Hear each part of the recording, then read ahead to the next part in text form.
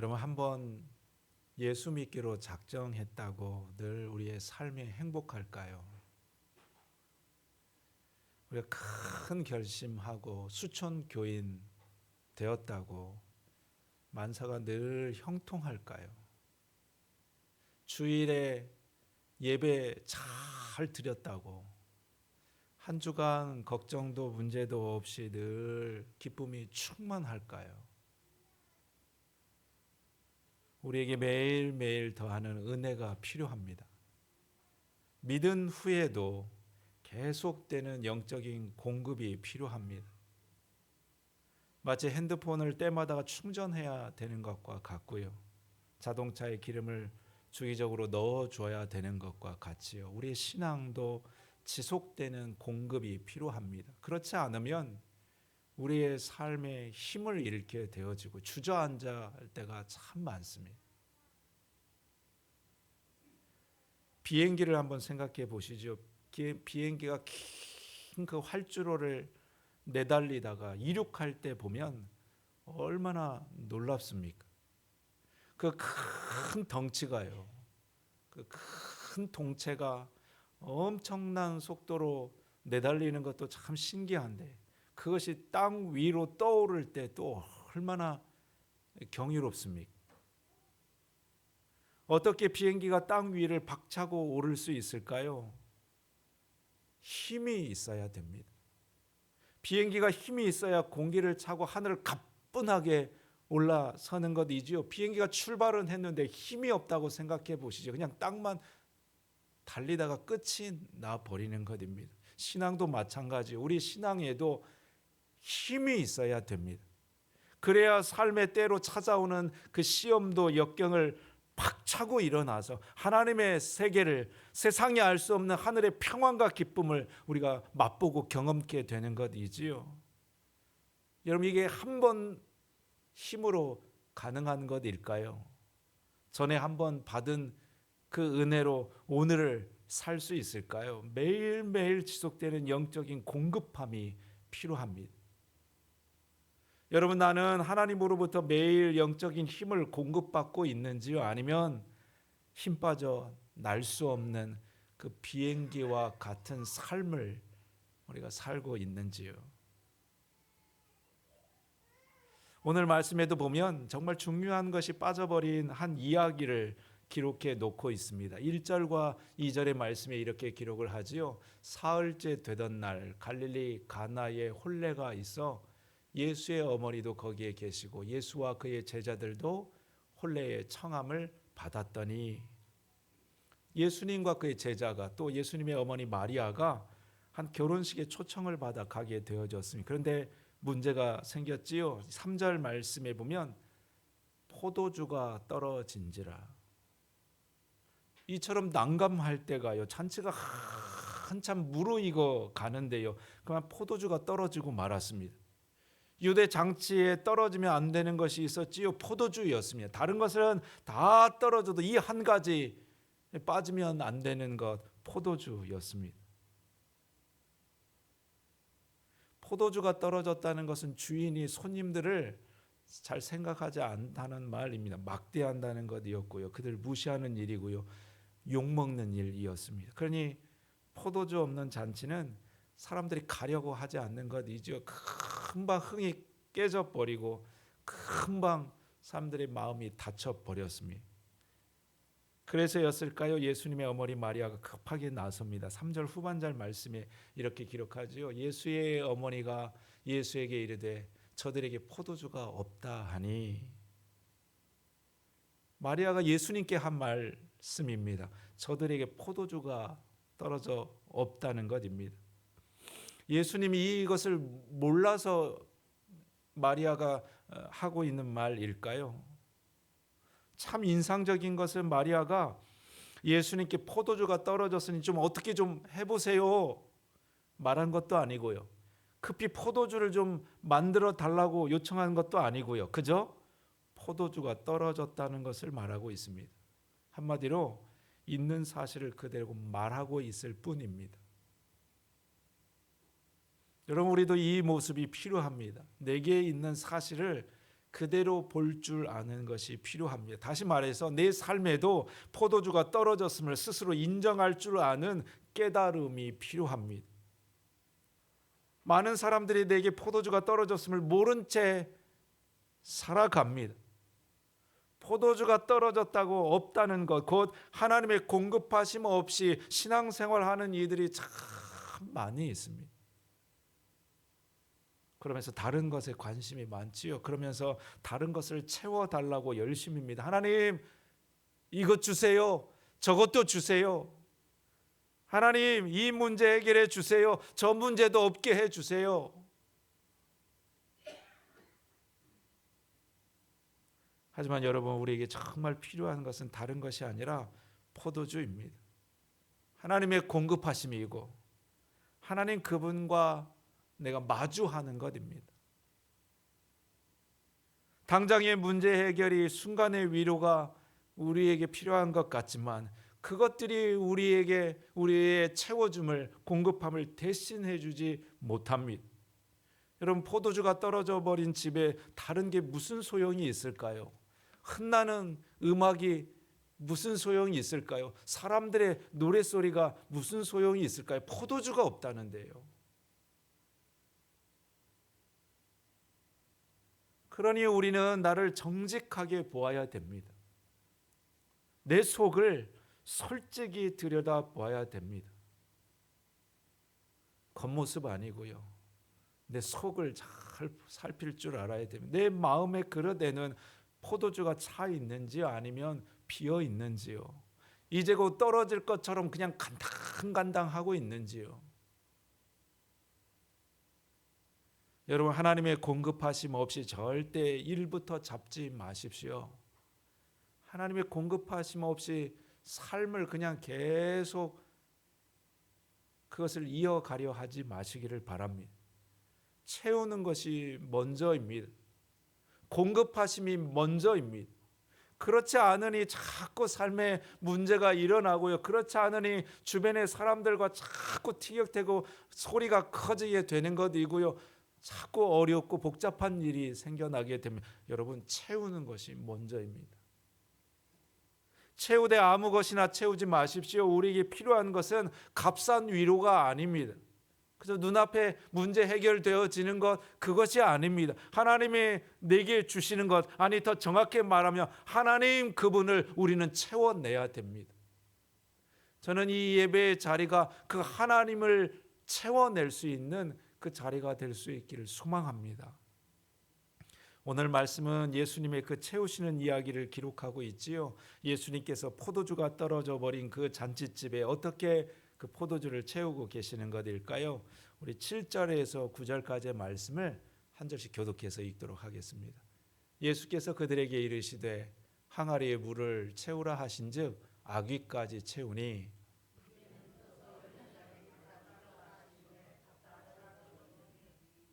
같이 읽습니다. 연회장은 물로 된 포도주를 맛보고도 어디서 났는지 알지 못하되 물도온 하인들은 알더라. 연회장이 신랑을 불러. 예수님 하인들에게 하는 말씀이었지요. 항아리에 물을 갖다 채우라. 그러자 하인들이 항아리에 물을 채웁니다. 또 말씀하셨지요. 그것을 갖다 주어라. 그러자 하인들이 그것을 떠다가 연회장에게 갖다 줍니다. 그랬더니 물이 변해서 어떻게 됐다고요? 물이 변해서 포도주 됐다는 것입니다. 우리에게는 너무나 익숙한 말씀이어서 그냥 간단한 이야기, 당연한 이야기처럼 들리지만 당시 사람들로서는 전혀 생각하지 못했던 일입니다. 여러분, 물이 변해갖고 어떻게 포도주가 됩니까?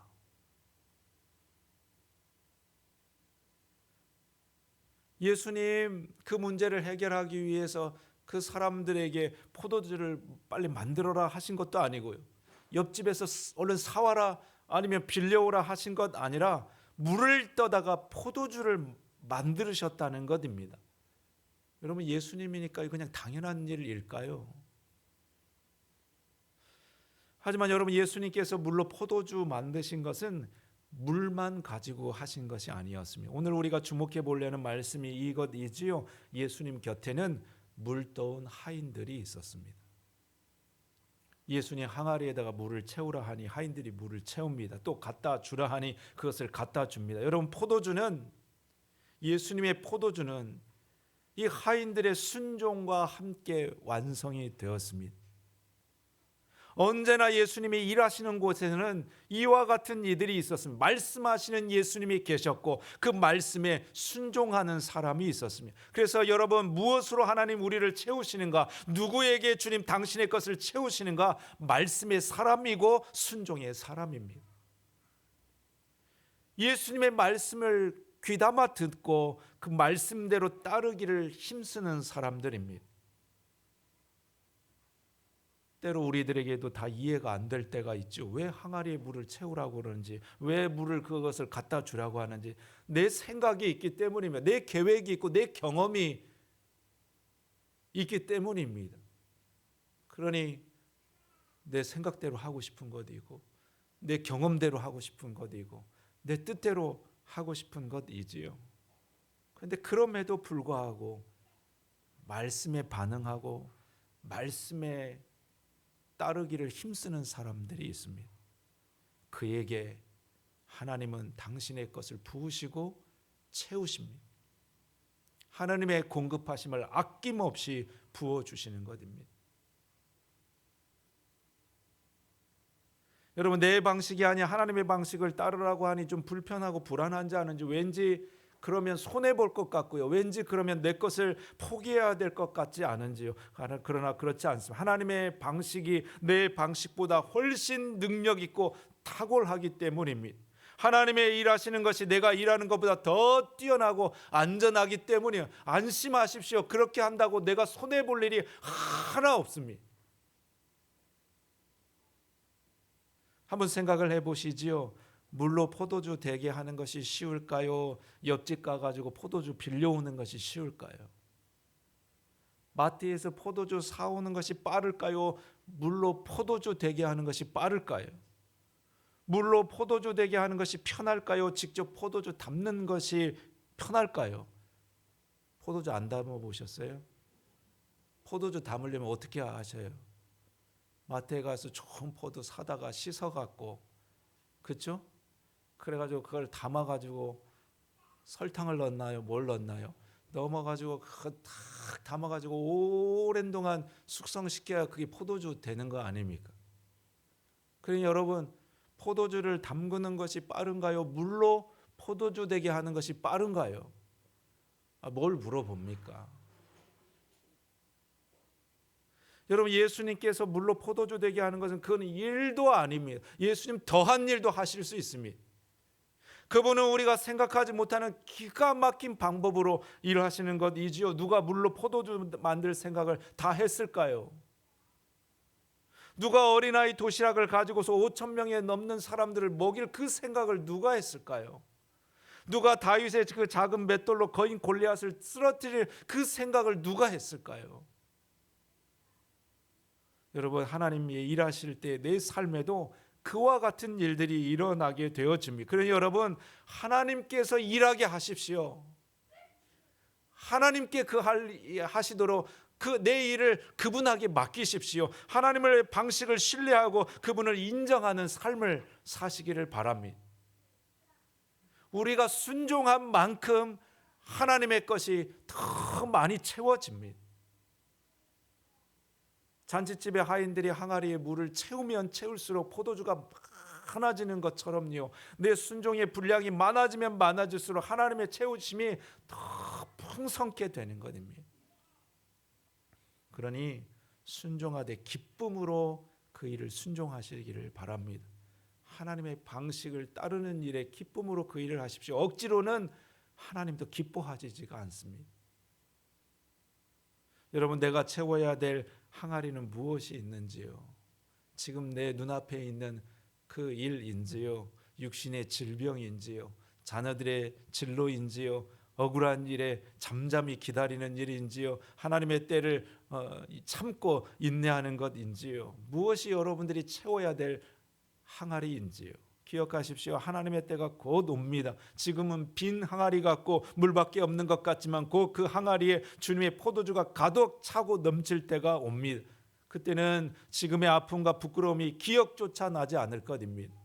마치 잔치집같이 하나님의 감사와 은혜로 기뻐하며 즐거워할 날이 오게 되어집니다. 오늘 말씀에도 그 놀라움을 기록하고 있지요. 10절의 말씀을 우리 한번 같이 읽도록 하겠습니다. 10절의 말씀을 같이 읽습니다. 말하되 사람마다 먼저 좋은 포도주를 내고 취한 후에 낮은 것을 내거늘 그대는 지금까지 좋은 포도주를 두었다 하니라. 연회장이 신랑하게 하는 말입니다. 사람들이 다 처음에 좋은 포도주 냈다가 취해가지고 그냥 알딸딸할 때 좋지 않은 포도주를 내놓는 건데 당신은 지금 더 좋은 포도주를 내놓았다는 것이지요. 한마디로 나중이 처음보다 더 낫다는 말입니다. 여러분, 우리 하나님도 저와 여러분에게 원하시는 것이 바로 이것이지요. 우리의 인생이 지난 날보다 지금보다 내일이 더 좋은 인생 되기를 원하시는 것입니다. 점점 가면서 그 인생이 복되어지고 풍성하고 성숙한 인생 되어지기를 원하는 것이지요. 가만히 보면 갈수록 초라해지는 사람이 있습니다. 갈수록 더 잘 되는 사람이 있는가 하면 갈수록 별볼일 없고 갈수록 더 잘 안 되는 사람이 있습니다. 가정도 그렇지요. 가정도 갈수록 더 잘 되고 일어서는 가정이 있는가 하면 갈수록 안 되고 쪼그라드는 가정이 있습니다. 저는 여러분의 가정이 갈수록 더 복되고 더 화목하고 더 지경이 넓어지고 더 크게 쓰임받는 복된 가정 될 수 있기를 축복합니다. 아멘 소리가 제일 컸습니다.